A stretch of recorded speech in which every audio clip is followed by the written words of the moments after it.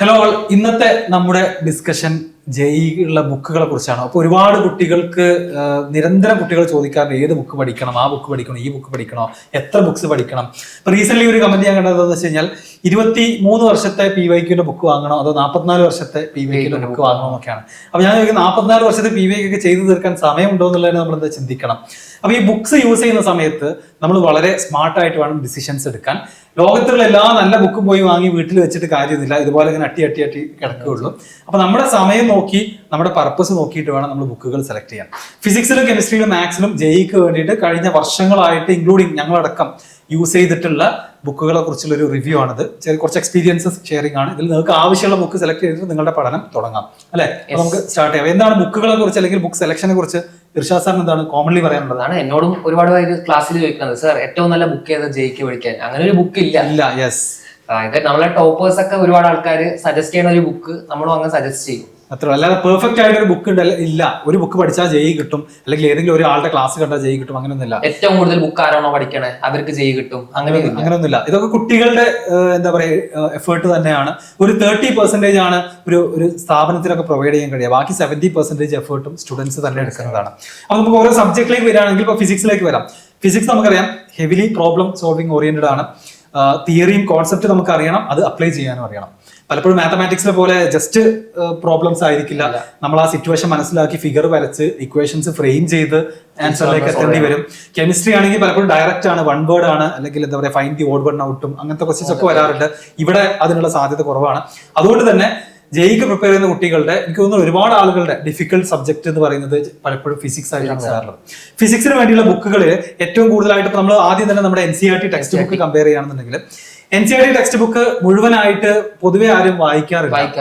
ഇല്ല, അത് അത്ര തന്നെ ചില കുട്ടികൾക്ക് ഫോളോ ചെയ്യാൻ പറ്റിക്കൊള്ളുന്നില്ല. പക്ഷെ നല്ല ടെക്സ്റ്റ് ബുക്കാണ്. ഒരുപാട് നല്ല എക്സാമ്പിൾസും സിറ്റുവേഷൻസും എല്ലാം അതിൽ പറയുന്നുണ്ട്. വായിച്ചാൽ നല്ലതൊക്കെ തന്നെയാണ്. പ്രത്യേകിച്ച് ബോർഡ് എക്സാമിനൊക്കെ ഹെൽപ്ഫുൾ ആയിരിക്കും. പിന്നെ അതിലുള്ള ക്വസ്റ്റ്യൻസ് ചെയ്യാൻ പറ്റിയാൽ വളരെ നല്ലതാണ്. എസ്പെഷ്യലി CBSEയുടെ ബോർഡ് എക്സാമിനൊക്കെ പ്രിപ്പയർ ചെയ്യുന്ന കുട്ടികൾക്ക് പലപ്പോഴും എന്ത് ചെയ്യാറുണ്ട്, നന്നായിട്ട് യൂസ്ഫുൾ ആവാറുണ്ട്. കോൺസെപ്റ്റ് കുറച്ചുകൂടി എക്സാഗ്രേറ്റ് ചെയ്താണ് പറയുന്നുള്ളത്. ഇപ്പോൾ ഒരു ബിഗിനറിന് അത് വായിച്ചാൽ കുറച്ചുകൂടി ബോറടിക്കുന്ന ഒരു പ്രശ്നം പലപ്പോഴും കുട്ടികൾ പറയാറുണ്ട്. പിന്നെ നമുക്കറിയാം ടെക്സ്റ്റ് ബുക്ക് വായിക്കുന്നത് പഠനത്തിന് നല്ലതാണ്. പക്ഷെ അൾട്ടിമേറ്റ്ലി ഫിസിക്സിന്റെ പ്രോബ്ലം സോൾവിങ്ങിൽ നമ്മൾ ടെക്സ്റ്റ് ബുക്ക് എത്ര വായിച്ചു എന്നുള്ളത് ചിലപ്പം ഡയറക്ട്ലി കോൺട്രിബ്യൂട്ട് ചെയ്യാറില്ല. നമ്മുടെ പ്രോബ്ലം സോൾവിങ് സ്കില്ല് തന്നെയാണ് അവിടെ ഇമ്പോർട്ടന്റ് ആയിട്ട് വരിക.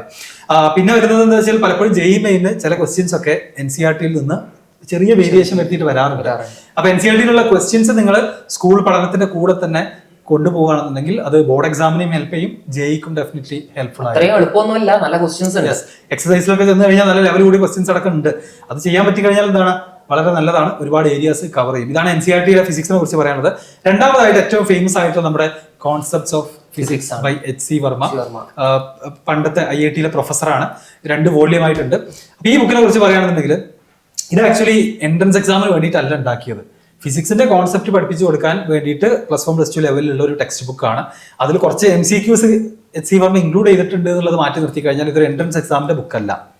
പക്ഷേ ഒരുപാട് ആസ്പിറൻസ് പഠിച്ചിട്ടുള്ള ഒരു ബുക്കാണെന്നുള്ളതാണ് അതിന്റെ പ്രത്യേകത. അപ്പൊ ഏറ്റവും അടിപൊളിയായിട്ട് കോൺസെപ്റ്റ് വായിക്കാനും വളരെ ഡീപ്പായിട്ട് അതിനെ കുറിച്ച് മനസ്സിലാക്കാനും പറ്റിയ അടിപൊളി ബുക്ക് തന്നെയാണ്. നമ്മൾ റാൻഡമായ ഒരു പേജ് തുറന്നു നോക്കിയാൽ നമ്മൾക്ക് എക്സാക്ട് NCERT പോലെ തന്നെ ഉണ്ടാവും കാണാൻ. പക്ഷെ ഇതിൽ അത്രയും കോൺസെപ്റ്റ് അത്രയും ഭംഗിയായിട്ടാണ് കൊടുത്തിട്ട് ഓരോ കോൺസെപ്റ്റും ഡെഫിനിഷൻസ് ഒക്കെ കൊടുത്തുള്ളത്. ഇതിൽ നിന്ന് പല ക്വസ്റ്റ്യൻസ് ഡയറക്റ്റ് ആയിട്ട് എന്ത് ചെയ്യാറുണ്ട്, ജെഇ മെയിൻ വരാറുണ്ട്. ഇതിലെ സബ്ജക്റ്റീവ് ക്വസ്റ്റ്യൻസ് ഉണ്ട്, ഒബ്ജക്റ്റീവ് ക്വസ്റ്റ്യൻസ് ഉണ്ട്, അതെല്ലാം ആക്ച്വലി ഉണ്ട്. പിന്നെ ഇതിന്റെ ഒരു ഡ്രോബാക്ക് എന്ന് പറഞ്ഞു കഴിഞ്ഞാൽ ഇത് അത്യാവശ്യം വലിയൊരു ബുക്കാണ്. 2 വോള്യം കൂടെ വായിച്ചു തീർത്ത് പഠിക്കണം എന്നുണ്ടെങ്കിൽ ഒരുപാട് സമയം വേണ്ടി വരും. ചില ആസ്പിറൻസിനെ സംബന്ധിച്ചിടത്തോളം ഇത് ചെറിയ ബുക്കാണ്. അവർ ഇതിനേക്കാളും കട്ടിയുള്ള ബുക്കാണ് പ്രിഫർ ചെയ്യുക. കട്ടിയിലല്ല കാര്യം, എന്നാലും കണ്ടന്റ് ഭയങ്കര ഡെപ്തിലാണ്. ആൻഡ് ഈവൻ ഇതിലുള്ള ചില ക്വസ്റ്റ്യൻസിന്റെ സൊല്യൂഷൻ ഇപ്പോഴും ചില ആൾക്കാർക്ക് അവൈലബിൾ അല്ല. യെസ്, അപ്പൊ നിങ്ങൾ മനസ്സിലാക്കേണ്ടത് ഇത് സ്യൂട്ടബിൾ ആർക്കാണെന്ന് ചോദിച്ചു കഴിഞ്ഞാൽ കോൺസെപ്റ്റ്സ് ഓഫ് ഫിസിക്സ് 10th കഴിഞ്ഞ് +1 സ്റ്റാർട്ട് ചെയ്യുന്ന ഒരാൾക്ക് ഫസ്റ്റ് ഡേ മുതൽ തന്നെ നിങ്ങൾ ഫിസിക്സ് പഠിക്കുമ്പോൾ അതിന്റെ കൂടെ ഇത് വായിച്ചു പോകണമെങ്കിൽ അതിനുള്ള സമയം ഉണ്ടാവും. ഓരോ ക്ലാസ്സും നിങ്ങൾക്ക് നിങ്ങളുടെ ഫാക്കൽറ്റി എടുത്തതിന് ശേഷം ആ ഒരു കോൺസെപ്റ്റിൽ എന്തെങ്കിലും നിങ്ങൾക്ക് ഒരു മിസ്സിംഗ് തോന്നിയാൽ അത് വന്ന് വായിച്ച് നിങ്ങൾക്ക് മനസ്സിലാക്കാം. തിയററ്റിക്കലി പഠിക്കാൻ പറ്റിയ ഒരു ബുക്കാണ്. അല്ലാതെ നിങ്ങൾ ഇപ്പൊ ഈ വരുന്ന ജനുവരി പരീക്ഷക്ക് ഇന്ന് ക്രാഷ് കോഴ്സിന് ജോയിൻ ചെയ്ത് പഠിക്കാൻ പറ്റിയ ഒരു അതുപോലെ തന്നെ ഇപ്പം റിപ്പീറ്റ് ചെയ്യുന്ന സ്റ്റുഡൻസിന് ആകെയുള്ളത് 6-7 മാസമാണ്. അതിന്റെ ഉള്ളിൽ കോൺസെപ്റ്റ്സ് ഓഫ് ഫിസിക്സ് വായിക്കാനൊന്നും എന്ത് മേ ബി നിങ്ങൾ അത്രയും ഇൻട്രസ്റ്റഡ് ആയിട്ടുള്ള 1-2 ചാപ്റ്റർ നോക്കാം. എൻറ്റയർ ഈ ഒരു ബുക്ക് തീർക്കാൻ അത്രയും പോസിബിൾ അല്ല. 2 പാർട്ടായിട്ടാണ് ഈ ബുക്ക് വരുന്നത്. ഇതിന്റെ കൂടെ ഇതിന്റെ സൊല്യൂഷൻസിന്റെ ബുക്കും കൂടി അവൈലബിൾ ആണ്. ഓക്കെ, സൊല്യൂഷൻ ബുക്ക് അടക്കം അവൈലബിൾ ആണ്. അപ്പോൾ താല്പര്യമുള്ളവർക്ക് ചിന്തിക്കുക. ഞാൻ ഈ പറഞ്ഞ പോലെ ടൈം വേണം, 2 വർഷം അതിന് കൂടുതലൊക്കെ സമയം ഉണ്ടെങ്കിലാണ് ഈ ബുക്ക് തീർക്കാൻ കഴിയുള്ളൂ. അതാണ് ഫിസിക്സിലെ. പിന്നെ രണ്ടാമത്തത് DC പാണ്ഡെ, വളരെ ഫേമസ് ആയിട്ടുള്ള വോള്യമാണ്, 5 വോള്യം ആയിട്ടുള്ള DC പാണ്ഡെ ബുക്സ് ഞാനടക്കം പഠിച്ചിട്ടുണ്ടായിരുന്നു. അത് പ്രോപ്പർ ആയിട്ട് JEE എക്സാമിന് മുന്നിൽ കണ്ടുകൊണ്ട് മെയിൻസ് ആൻഡ് അഡ്വാൻസ്ഡ് രണ്ടും ലക്ഷ്യം വെച്ചുകൊണ്ട് ഉണ്ടാക്കിയിട്ടുള്ള ബുക്ക്, എസ്പെഷ്യലി മെക്കാനിക്സിന് വളരെ നല്ലതാണ്. അരിഹന്തിന്റെ ബുക്കാണെന്ന് തോന്നുന്നുണ്ട്. യെസ്, അരിഹന്ത് പബ്ലിഷ് ചെയ്യുന്ന DC പാണ്ഡെ എന്ന് പറയുന്ന പ്രൊഫസർ ഇപ്പം പഠിപ്പിക്കുന്നുണ്ട് ആളിപ്പോഴും. അപ്പോൾ അദ്ദേഹത്തിന്റെ ബുക്സ് ആണ്. അത് വളരെ ഫേമസ് ആണ്, വളരെ പോപ്പുലർ ആണ്. അതും ഈ പറഞ്ഞ പോലെ സ്റ്റാർട്ടിംഗ് മുതലേ യൂസ് ചെയ്യുകയാണെങ്കിൽ നന്നായിട്ട് ഹെൽപ്ഫുൾ ആണ്. അതും ഇങ്ങനെയാണുള്ള മെക്കാനിക്സ് 1, മെക്കാനിക്സ് 2, പിന്നെ heats and thermodynamics. Yes, heat, thermodynamics and waves ഉണ്ട്. അതേപോലെ തന്നെ electricity and magnetism, optics and modern physics. അങ്ങനെ 5 വോള്യമായിട്ടാണ് DC പാണ്ഡെ ഉള്ളത്. നല്ല ബുക്കാണ്. നേരത്തെ സ്റ്റാർട്ട് ചെയ്യാൻ പറ്റുകയാണെന്നുണ്ടെങ്കിൽ അത് ഒരുപാട് സ്പെഷ്യൽ കേസസും എക്സാമ്പിൾസും ഷോർട്ട് കട്ടുകളെല്ലാം ഇൻക്ലൂഡ് ചെയ്തിട്ടുള്ള ഒരു പ്രോപ്പർ എൻട്രൻസ് ഓറിയന്റഡ് ആയിട്ടുള്ള ബുക്കാണ്. പിന്നെ പോവുകയാണെന്നുണ്ടെങ്കിൽ നമ്മൾ ഇനി അഡ്വാൻസ്ഡ് ഫിസിക്സ് പ്രോബ്ലം സോൾവിംഗിലേക്ക് പോവുകയാണെങ്കിൽ നിങ്ങൾ കേൾക്കുന്ന മറ്റൊരു പേരാണ് ഇറിഡോവ്. ഇറിഡോവിന്റെ പ്രോബ്ലംസ് ഇൻ ജനറൽ ഫിസിക്സ് എന്ന് പറയുന്ന ബുക്ക്. അത് പ്രോപ്പർ ആയിട്ട് ഒരു അഡ്വാൻസ്ഡ് ഫിസിക്സ് മെറ്റീരിയൽ ആണ്. അതിൽ എല്ലാ ചാപ്റ്റേഴ്സും ഇൻക്ലൂഡ് ആണോ? അതിൽ ഏകദേശം ചാപ്റ്റേഴ്സും, അത് മാത്രമല്ല ചിലപ്പോൾ ആവശ്യമില്ലാത്തൊക്കെ ഉണ്ടാവും. അതൊരു JEEക്ക് വേണ്ടിയിട്ടല്ലല്ലോ ഇറിഡോവ് ബുക്ക് എഴുതിയത്. അപ്പൊ നമ്മളത് നോക്കി സെലക്ട് ചെയ്തിട്ട് എന്ത് ചെയ്യണം, എടുക്കണം. അതിന്റെ അഡാപ്റ്റേഷൻസ് ഉണ്ട്. അതിന്റെ ക്വസ്റ്റ്യൻസും സൊല്യൂഷൻസും JEEക്ക് അഡാപ്റ്റ് ചെയ്തിട്ട് പബ്ലിഷ് ചെയ്തിട്ടുള്ള ബുക്കുകളുണ്ട്. അതും യൂസ് ചെയ്യാവുന്നതാണ്. എക്സാക്ട് സെയിം ക്വസ്റ്റ്യൻ ചോദിക്കുന്നതാണോ സാർ? അങ്ങനെയല്ലല്ലോ. അല്ലല്ല, അതിലുള്ള സിറ്റുവേഷൻസ്, ആ എക്സാമ്പിൾസും കേസസും മനസ്സിലാക്കിയിട്ട്, സിനാരിയോസ് മനസ്സിലാക്കിയിട്ട് നമ്മുടെ സ്കിൽ ഇംപ്രൂവ് ചെയ്യാന്നുള്ളതാണ് ചെയ്യേണ്ടത്. അതാണ് ഇറിഡോവിനെ കുറിച്ച് പറയുന്നത്. ഇനി സെൻഗേജ് എന്നുള്ളത് ജനറലി എല്ലാവരും സജസ്റ്റ് ചെയ്യുന്ന ഒരു സെറ്റ് ഓഫ് ബുക്സ് ആണ്. കാരണം സെൻഗേജിൽ ഒരുപാട് തിയറി ഒന്നും ഇല്ല, ഒരുപാട് objective questions, maximum varieties of questions എൻഗേജിൽ അവൈലബിൾ ആണ്. എസ്പെഷ്യലി ഫോർ മെക്കാനിക്സ് പോലത്തെ സബ്ജക്ട്സിനൊക്കെ ഒരുപാട് അതിൽ ഉണ്ട്, ക്വസ്റ്റ്യൻസ് ഉണ്ട്. അപ്പൊ അതാണ് സെൻഗേജ് നല്ല ബുക്ക് തന്നെയാണ്, യൂസ് ചെയ്താൽ കുഴപ്പമൊന്നുമില്ല, സജസ്റ്റ് ചെയ്യാവുന്ന ബുക്സ് തന്നെയാണ്. അടുത്തത് PYQs. അതിന്റെ കുറിച്ച് എപ്പോഴും കുട്ടികൾ ചോദിക്കാറുണ്ട്. നമ്മൾ നേരത്തെ പറഞ്ഞ പോലെ തന്നെ 23 ഇയറിന്റെ ബുക്ക് വാങ്ങണം, 45 ഇയറിന്റെ വാങ്ങണം എന്നൊക്കെ ക്വസ്റ്റ്യൻസ് ചോദിക്കാറുണ്ട്. PYQs എനിക്ക് തോന്നിയതെന്ന് വെച്ചാൽ നമ്മളൊരു ലാസ്റ്റ് 5 ഇയറിന് തന്നെയാണ് ഫോക്കസ് കൊടുക്കേണ്ടത്. കാരണം അതിൽ തന്നെ ഒരു 12,000 ക്വസ്റ്റ്യൻസ് അത് തന്നെ ചെയ്ത് തീർക്കുക എന്ന് പറഞ്ഞു കഴിഞ്ഞാൽ ഒരു വലിയൊരു ടാസ്ക് തന്നെയാണ്. പ്രത്യേകിച്ച് JEE മെയിൻ ഒക്കെ ഏറ്റവും ലേറ്റസ്റ്റ് ആയിട്ടുള്ള 5 ഇയർ അല്ലെങ്കിൽ 6 ഇയർ മാക്സിമം ഫോക്കസ് ചെയ്യുക. അതിന് അപ്പുറത്തേക്ക് സമയമുള്ള ആളുകൾക്ക് പിറകിലേക്ക് പോവാം. PYQ ചെയ്യാൻ പറയുന്നതിന്റെ മെയിൻ ഇന്റൻഷൻ, അതായത് പ്രൈമറി പർപ്പസ് എന്ന് പറഞ്ഞാൽ കുറച്ചുകൂടി ക്വസ്റ്റ്യൻ ഫാമിലറൈസ് ചെയ്യാൻ വേണ്ടിയാണ്. അല്ലാതെ എക്സാക്ട്ലി ഡിറ്റോ ക്വസ്റ്റ്യൻ ചോദിക്കുന്ന യാതൊരു ഉറപ്പില്ല. ആൻഡ് മേ ബി ഒരു 12,000 അത്രയും വരെ സാമ്പിൾ സൈസിൽ നിന്ന് നമ്മൾ കുറച്ച് റാൻഡമായി ക്വസ്റ്റ്യൻ പിക്ക് ചെയ്യുമ്പോൾ ഒരു പാറ്റേൺ മേ ബി ഐഡന്റിഫൈ ചെയ്യാൻ പറ്റും. പാറ്റേൺ റെക്കഗ്നൈസ് ചെയ്ത് ഭാവിയിലുള്ള ക്വസ്റ്റ്യൻസും ചെയ്യാൻ പറ്റും. പിന്നെ മറ്റൊരു കാര്യം, ഒരു കോൺഫിഡൻസ് ബിൽഡിംഗ് ആണ്. കഴിഞ്ഞ വർഷം വന്ന ക്വസ്റ്റ്യൻസ് ചെയ്യാൻ പറ്റുന്നുണ്ട്, അപ്പൊ അടുത്ത വർഷത്തെ എന്നുള്ള ആ ഒരു കോൺഫിഡൻസ് നമുക്ക് ബിൽഡ് ചെയ്യാൻ സാധിക്കും. അപ്പൊ PYQs എപ്പോഴും നിങ്ങൾ 5 ഇയർ തന്നെ ഫോക്കസ് ചെയ്യുക. അത് തന്നെ മോർ ദാൻ ഇനഫ് ആണ്. അത് തന്നെ ചെയ്യാൻ ചിലപ്പോൾ സമയം ഉണ്ടായിക്കൊള്ളുന്നില്ല. അപ്പൊ അത്രയുമാണ് ഫിസിക്സിൽ നമുക്ക് പറയാനുള്ളത്. അപ്പോൾ ഫിസിക്സിൽ ഒരു അഡ്വാൻസ് ലെവലൊക്കെ പോകണം എന്നുള്ള ആൾക്കാർ DC പാണ്ഡെ പോലുള്ള ബുക്ക് വെച്ചിട്ട് സ്റ്റാർട്ട് ചെയ്യാം. ഇനി കോമൺ ആയിട്ടുള്ള കുറച്ച് ഗൈഡൻസ് നമ്മൾ ലാസ്റ്റ് പറയുന്നതാണ്. ഇനി നമ്മൾ അടുത്തത് കെമിസ്ട്രിയിലേക്ക് കടക്കുകയാണെന്നുണ്ടെങ്കിൽ ഒറ്റ വേർഡാണ് ആദ്യം പറയാനുള്ളത്, NCERT തന്നെ ആയിരിക്കണം നിങ്ങളുടെ പ്രൈമറി ഫോക്കസ്. അതിന്റെ പുറത്തേക്കൊക്കെ JEE മെയിൻ ക്വസ്റ്റ്യൻ വരുന്നത് വളരെ റെയർ ആണ്. അഡ്വാൻസിനും കുറവ് തന്നെയാണ്. കാരണം ഒരു പരിധിവരെ NCERT നിന്നേ ചോദിക്കുള്ളൂ. NCERT ലൈൻ ബൈ ലൈൻ അങ്ങ് ബൈ ഹാർട്ട് പഠിക്കണം. ഒരുപാട് ഇനോർഗാനിക്കിലും അതുപോലെ തന്നെ ഓർഗാനിക്കിലും അടക്കം പറ്റുന്ന. യൂഷ്വലി എഞ്ചിനീയറിംഗ് ആസ്പിറൻസിന് കെമിസ്ട്രി വായിക്കാൻ അത്രയും സുഖമുള്ള ഒരു കാര്യമല്ല, താല്പര്യമില്ല. സോ അങ്ങനെയുള്ള ഒരാൾക്ക് റെഫർ ചെയ്യുന്ന ബുക്കാണ് നമ്മുടെ ഒരു ബുക്ക്, മാസ്റ്റർ ദി NCERT. അരിഹന്തിന്റെ മാസ്റ്റർ ദി NCERT ഒരു സീരീസ് ആണ്. സോ ഈ ഒരു ബുക്കില് NCERTയുടെ ഓരോ ഹെഡിങ്ങും line by line question frame ചെയ്തിട്ടുണ്ട്. സോ വായിക്കാൻ മറ്റുള്ള ഒരാൾക്ക് ക്വസ്റ്റ്യൻ ഫുള്ള് ബൈ ഹാർട്ട് ചെയ്യണമെന്നല്ല, അറ്റ്ലീസ്റ്റ് 1 or 2 ടൈംസ് ആ ഒരു ക്വസ്റ്റ്യൻ ചെയ്തു പോയാൽ നിങ്ങളെ NCERT വായിച്ചതിന് ഈക്വലന്റ് ആണ് ഈ ഒരു കാര്യം. അപ്പം സിമിലർ ബുക്ക് തന്നെയാണ് NCERT finger tips, master the NCERT or NCERT finger tips. രണ്ടും സെയിം പർപ്പസ് ഉള്ള. കെമിസ്ട്രിയുടെ മാസ്റ്റർ ദി NCERT ആണ്, കെമിസ്ട്രിയുടെ ഫിംഗർ ടിപ്സ് ആണ്. ഇത് നന്നായിട്ട് തന്നെ സ്റ്റാർട്ട് ചെയ്യാൻ പറ്റും. ഒരുപാട് NCERT കംപ്ലീറ്റ് ആയിട്ട് കവർ ചെയ്യുന്ന ബുക്സ് ആണ്. താല്പര്യമുള്ള ആളുകൾക്ക് യൂസ് ചെയ്യാം. പിന്നെ നമ്മൾ ഇനിയിപ്പം കുറച്ചുകൂടെ വലിയ ഗൈഡുകളിലേക്ക് പോകുകയാണെന്നുണ്ടെങ്കിൽ GRB OP ടാൻഡൻ ഓതർ ആയിട്ടുള്ള GRBയുടെ ഫിസിക്കൽ കെമിസ്ട്രി, അതേപോലെ തന്നെ ഓർഗാനിക് കെമിസ്ട്രിക്കൊക്കെ ഒരുപാട് ടോപ്പേഴ്സ് ഒക്കെ റെക്കമെൻഡ് ചെയ്യുന്ന ബുക്കാണ് GRBയുടെ ബുക്സ്. സോ അതും നിങ്ങൾക്ക് സമയം ഉണ്ടെങ്കിലേ സജസ്റ്റ് ചെയ്യുന്നുള്ളൂ. കാരണം ഇപ്പൊ റീസെന്റ് 2021 ശേഷം NCERT മാത്രം പഠിക്കുന്ന ഒരാൾ JEE ക്രാക്ക് ചെയ്യുന്നുണ്ട്. ഈവൻ കെമിസ്ട്രിയിൽ ഔട്ട് ഓഫ് 100 80+ സ്കോർ ചെയ്യുന്നുണ്ട്. സോ ബാക്കിയുള്ള ഒരു 20 മാർക്സിന് വേണ്ടി നമ്മൾ അത്രയും സമയം കളയേണ്ട എന്ന് വേണം പറയാം. അത് കഴിഞ്ഞ് പിന്നെ നമ്മൾ അഡ്വാൻസ്ഡ് ലെവലിലേക്ക് പോകുകയാണെന്നുണ്ടെങ്കിൽ ഇപ്പം ബാലാജി പബ്ലിക്കേഷൻസിന്റെ പ്രോബ്ലംസ് ഇൻ ഫിസിക്കൽ കെമിസ്ട്രി, അതുപോലെ തന്നെ സെയിം ബാലാജി പബ്ലിക്കേഷൻസിന്റെ തന്നെ മറ്റൊരു ബുക്കും കൂടെ ഉണ്ട്, MS ചൗഹാൻ ഓതർ ആയിട്ടുള്ള ഓർഗാനിക് കെമിസ്ട്രി. ഇതൊക്കെ ഫേമസ് ആയിട്ടുള്ള ബുക്കുകൾ സജസ്റ്റ് ചെയ്യുന്നതാണ്, ടോപ്പേഴ്സ് ആയിട്ടുള്ള ആളുകൾ സജസ്റ്റ് ചെയ്യുന്നതാണ്. പക്ഷെ ഇതിലേക്കൊക്കെ പോകാൻ നമ്മുടെ കയ്യിൽ ടൈം വേണം എന്ന് മാത്രമല്ല, ഇത് advanced problems in organic chemistry ആണ്. അപ്പോൾ ആദ്യം ഒരു JEE മെയിൻ ലെവൽ ഓർഗാനിക് ഒക്കെ പഠിച്ച് അത്യാവശ്യം അറിയുന്ന ഒരാളാണ് ഇങ്ങനത്തെ ബുക്കുകളിലേക്ക് പോകേണ്ടത്. അല്ലാതെ ഞാൻ ഓർഗാനിക് വീക്കാണ് അതുകൊണ്ട് ഞാൻ അഡ്വാൻസ്ഡ് പ്രോബ്ലംസിലേക്ക് പോകാൻ ഒരിക്കലും എന്ത് ചെയ്യാൻ പാടില്ല, ചിന്തിക്കാൻ പാടില്ല. നിങ്ങളുടെ ഒരു നോളജ് ലെവലും സ്കിൽ ലെവലും നോക്കിയിട്ട് പ്രോഗ്രസീവ് ആയിട്ട് വേണം ബുക്കുകൾ ചൂസ് ചെയ്യാൻ. ഇനി കെമിസ്ട്രിയിൽ PYQസിനെ കുറിച്ച് പറയുകയാണെന്നുണ്ടെങ്കിൽ അഗെയിൻ സെയിം നേരത്തെ പറഞ്ഞ കാര്യങ്ങൾ തന്നെയാണ് പറയാനുള്ളത്. 5 വർഷത്തെ 6 വർഷത്തെ JEE മെയിൻ PYQയിലേക്ക് തന്നെ സ്റ്റിക്ക് ചെയ്യുക. അത് തീർക്കാൻ വേണ്ടി 2 വർഷം കൊണ്ട് ശ്രമിക്കാം. റൈറ്റ്, അപ്പോൾ അതാണ് കെമിസ്ട്രിയിലുള്ള ഒരു ഗൈഡൻസ്. ഇനി അടുത്തതായിട്ട് മാത്തമാറ്റിക്സ്. ഇതും ഒരുപാട് കുട്ടികളുടെ കൺസേൺ ആണ്. കാരണം പലരുടെയും ബാക്കി രണ്ടും നമുക്ക് പഠിച്ചാൽ കുറച്ച് മനസ്സിലായി എന്ന് പറയാം. ഇത് ചിലപ്പോൾ കോൺസെപ്റ്റ് ആയിട്ട് ചിലപ്പോൾ പഠിക്കാനൊന്നും ഉണ്ടാവില്ല, ക്വസ്റ്റ്യൻസ് ചെയ്യാൻ കിട്ടുന്നുണ്ടാവില്ല. അപ്പോൾ മാത്സ് എവിടെ തുടങ്ങണം? മാത്സ് കെമിസ്ട്രി പറഞ്ഞ പോലെ തന്നെ NCERT നിന്ന് തന്നെ തുടങ്ങണം. NCERT ലോ ലെവൽ ക്വസ്റ്റ്യൻസ് ആയിരിക്കും, പക്ഷെ അത് ചെയ്യാൻ അറിഞ്ഞിരിക്കണം.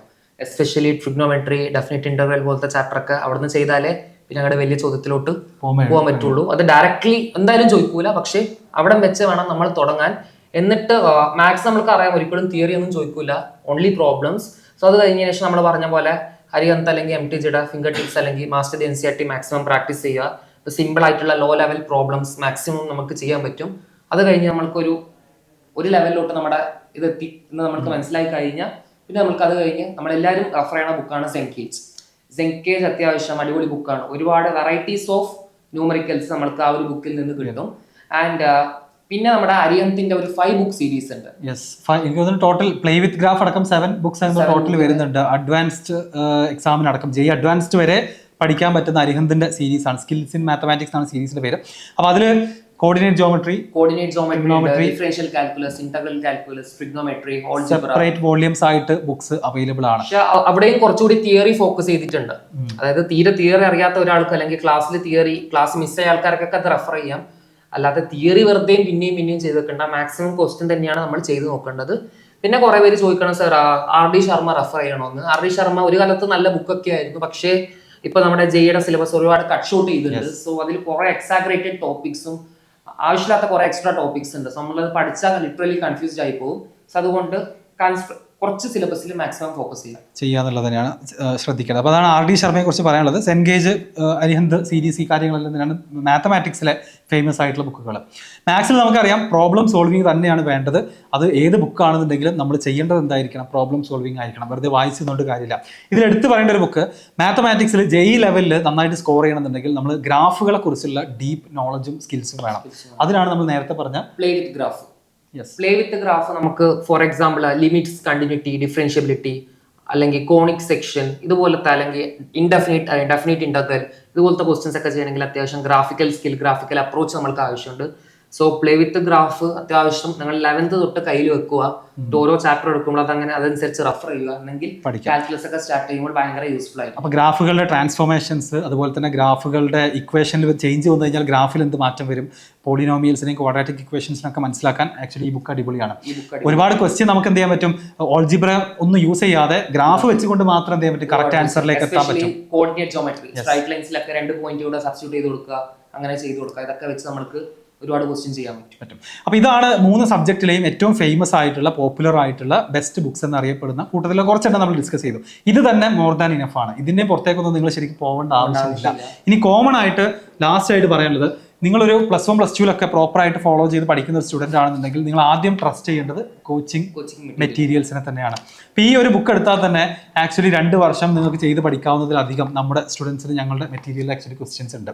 അപ്പോൾ ഇത് തന്നെ തീർക്കാൻ കഴിയാതെ നമ്മൾ ബാക്കി ബുക്കിലേക്ക് പോകേണ്ട ആവശ്യമില്ല.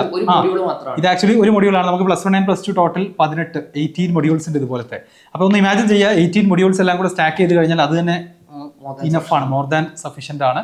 അപ്പോൾ കോച്ചിങ് മെറ്റീരിയൽസ് വെച്ച് സ്റ്റാർട്ട് ചെയ്യുക. അതിലെന്തെങ്കിലും ബുദ്ധിമുട്ടുണ്ടെങ്കിൽ എന്ത് ചെയ്യുക, തൊട്ട് താഴെയുള്ള NCERT, ഫിംഗർ ടിപ്സ് പോലുള്ള ബുക്കുകളിലേക്ക് ഇറങ്ങുക. ഇത് എളുപ്പമായി തോന്നുകയാണെന്നുണ്ടെങ്കിൽ അഡ്വാൻസ്ഡ് DC പാണ്ഡെ, ഇറിഡോ പോലുള്ള ബുക്കുകൾ. ജനറലി പറയാനുള്ളത്, ചില ആൾക്കാർക്ക് എത്ര തിയറി പഠിച്ചാലും മതിയാവില്ല. അവർ പിന്നെയും ടീച്ചർ പഠിപ്പിച്ചത് ശരിയാണോ, ഈ ബുക്കിൽ പറഞ്ഞത് ശരിയാണോ നോക്കാൻ പിന്നെയും പോയി വേറെ യൂട്യൂബ് വീഡിയോസ് നോക്കും. അത് ശരിയാണോ നോക്കാൻ വന്ന് വേറെ ബുക്ക് നോക്കും. അങ്ങനെ നോക്കിയാൽ ഓരോന്നിലും ഓരോ ഡെറിവേഷൻ ഒക്കെ ആയിരിക്കും, ഓരോ എക്സ്പ്ലനേഷൻ ആയിരിക്കും. അതിനൊരു ഇതുണ്ടാവില്ല, എൻഡ് ഉണ്ടാവില്ല. സോ മാക്സിമം ആദ്യം പഠിച്ച തിയറി അങ്ങനെ ട്രസ്റ്റ് ചെയ്യുക, എന്തായിരിക്കും തെറ്റായിരിക്കില്ല. ക്വസ്റ്റ്യൻസ് ചെയ്യാം, ബാക്കി ക്വസ്റ്റ്യൻ. സോ മാത്സിനും ഫിസിക്സിനും വേറെ ഒരു ടാക്ടിക്സ് ഇല്ല, ഒറ്റൊരു ടാക്ടിക്സേ പറയാനുള്ളൂ, just keep on doing questions. അത് നിങ്ങൾക്ക് തിയറി അറിയില്ല അല്ലെങ്കിൽ നിങ്ങളുടെ കോൺസെപ്റ്റ് പെർഫെക്റ്റ് അല്ല എന്നൊക്കെ തോന്നുന്നുണ്ട്. അപ്പോൾ അതിന് വേണ്ടിയിട്ട് നിങ്ങൾ അഡീഷണൽ ആയിട്ട് 2 ടീച്ചേഴ്സിന്റെ ക്ലാസ്സും കൂടെ കാണുന്നു, വേറൊരു 3 ബുക്ക് വായിക്കുന്നു. അപ്പോൾ നിങ്ങൾ വിചാരിക്കും നിങ്ങളുടെ തിയറിയിലുള്ള പ്രശ്നങ്ങളെല്ലാം എന്താണ് ഫില്ല് ആവുന്നുള്ളത്. പക്ഷേ അങ്ങനെയല്ല. അത് ക്വസ്റ്റ്യൻ ചെയ്ത് അതിൽ വരുന്ന മിസ്റ്റേക്കുകൾ മനസ്സിലാക്കിയിട്ടാണ് നമ്മുടെ വീക്ക് ഏരിയാസ് ഇംപ്രൂവ് ചെയ്യുക. മനസ്സിലാത്ത കോൺസെപ്റ്റ് അങ്ങനെ റെഡി ആവുള്ളൂ, അങ്ങനെ തന്നെ റെഡി ആവുള്ളൂ, ക്വസ്റ്റ്യൻ ചെയ്തിട്ട് റെഡി ആവുള്ളൂ.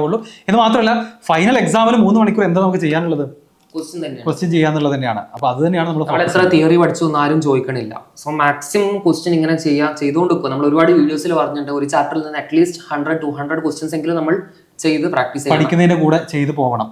യെസ്, അപ്പൊ ഓൾമോസ്റ്റ് എല്ലാം നമ്മൾ കവർ ചെയ്തിട്ടുണ്ട്. ഇതുമല്ലാതെ വേറെ കുറെ ബുക്സ് ഉണ്ട്. ബുക്സ് ഇനി ഇഷ്ടം പോലെ ഉണ്ട്, ജെയ്ക്ക് വേണ്ടിയിട്ട് ഗൈഡുകൾ. അപ്പോൾ ഇത്രയും ബുക്കുകളൊക്കെ തന്നെ മോർ ദാൻ ഇനഫ് ആണ്. കോച്ചിങ് മെറ്റീരിയൽസ് വെച്ചിട്ട് നിങ്ങൾ എന്ത് ചെയ്യുക, പ്രിപ്പറേഷൻ സ്റ്റാർട്ട് ചെയ്യുക. അഡീഷണലി റിസോഴ്സുകൾ വേണം തോന്നുമ്പോൾ മാത്രം മറ്റ് ബുക്സിലേക്ക് പോയാൽ മതി. അപ്പോൾ ഇതിൽ ബുക്കുകൾ വീട്ടിൽ 10 ഉണ്ട് എന്ന് പറയുന്നതിലല്ല കാര്യം, ഉള്ള 1-2 ബുക്ക് നന്നായിട്ട് യൂട്ടിലൈസ് ചെയ്യുന്നതിലാണ് ഫൈനലി കാര്യമുള്ളത്. അപ്പോൾ നിങ്ങളുടെ സംശയങ്ങൾ ഉണ്ടെന്നുണ്ടെങ്കിൽ കമൻറ്റിൽ ചോദിക്കുക, ഞങ്ങൾ തീർച്ചയായിട്ടും റിപ്ലൈ ചെയ്യുന്നതാണ്. അതുപോലെ തന്നെ ജെയ്ക്ക് പ്രിപ്പയർ ചെയ്യുന്ന ഈവൺ ഇപ്പോൾ 10th പഠിക്കുന്ന, 11th പഠിക്കുന്ന, അതുപോലെ തന്നെ 12th പഠിക്കുന്ന സ്റ്റുഡൻസിനെ നിങ്ങൾക്ക് അറിയുന്നുണ്ടെങ്കിൽ എല്ലാവർക്കും ഈ വീഡിയോ ഷെയർ ചെയ്ത് കൊടുക്കുക. നിങ്ങളുടെ സംശയങ്ങളും എൻക്വയറീസ് എല്ലാം താഴെ ചോദിക്കാം. Good bye.